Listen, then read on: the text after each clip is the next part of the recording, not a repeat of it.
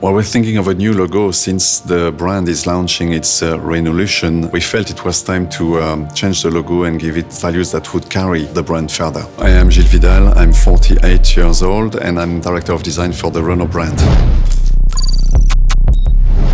The diamond shape is a very strong symbol. It hasn't changed since 1925. So that's a very strong icon, recognition element for the brand. Very challenging to, again, make it evolve. This logo is a mix between heritage and projecting the brand into the future. It's a mix of historical root values for the brand and holding fresh and new values as well for the future.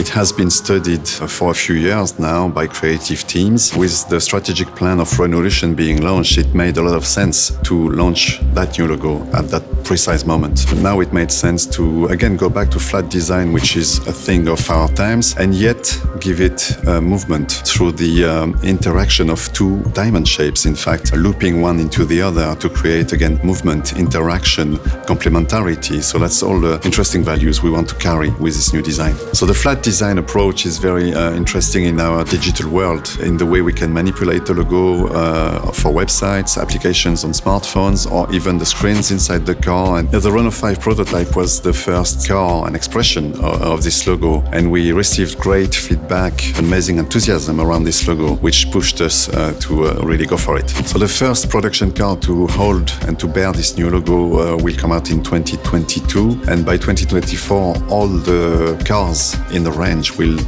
hold this logo.